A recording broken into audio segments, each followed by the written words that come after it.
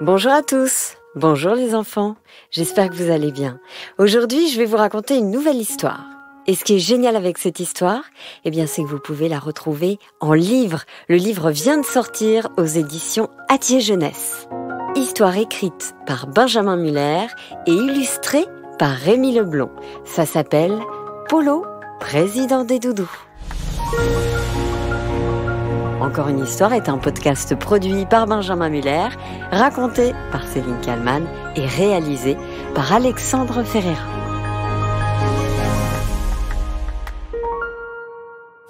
Ce matin, j'ai décidé de changer de doudou. J'aime toujours autant Polo, mais il commence à vieillir. Et puis, il est un peu sale. J'ai envie de changer, quoi.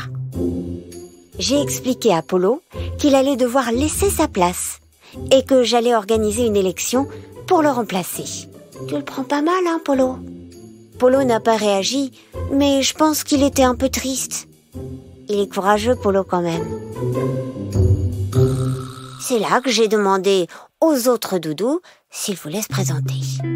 Alors il y en a qui m'ont dit « c'est quoi le problème avec Polo? Et tu vas être candidate, Marcel ?» Je ne sais pas, mais il faut que j'en parle à Marceline. Et toi, Yogi? Moi, c'est pas vraiment mon truc d'être président. Je suis un extraterrestre. Si je suis élu, est-ce que je peux demander que Polo soit Premier ministre? Dire qu'ils se connaissent depuis toujours. J'ai finalement retenu 5 candidats. Yogi, l'extraterrestre. Son plus, c'est qu'il a une tête rigolote. Le point négatif, c'est qu'il est pas très doux et un peu râpeux. Il est aussi Marcel le géant. Ce qui est bien avec lui, c'est qu'il est vraiment géant. Et il peut me protéger des méchants. Et dans le même temps, il est vraiment géant. Il me fait un peu peur. Il y aura aussi en candidat Panda. Le panda. J'aime bien parce qu'il est rond et confortable. Il fait un super oreiller. Bon, le problème, c'est que mon copain Roméo a le même. Paquito le mini-chat est aussi candidat. Il est tellement petit que je peux le mettre dans ma poche pour l'emmener à l'école. Mais il est tellement petit que j'ai un peu peur de le perdre. Et puis, il y a Jon, le calamar. C'est papa qui me l'a offert. Mais il est plus très beau depuis que je lui ai arraché les yeux. Pour faire mon choix, je passe une journée entière avec chaque candidat. Avec Paquito d'abord.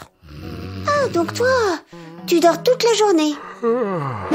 Jon le calamar, tu es sûr que ça va? Il était pas très rassuré quand on est allé acheter des fruits de mer au supermarché. Dis Panda, c'est quoi ton film préféré? Moi, c'est les Goonies, tu connais? Mon film préféré?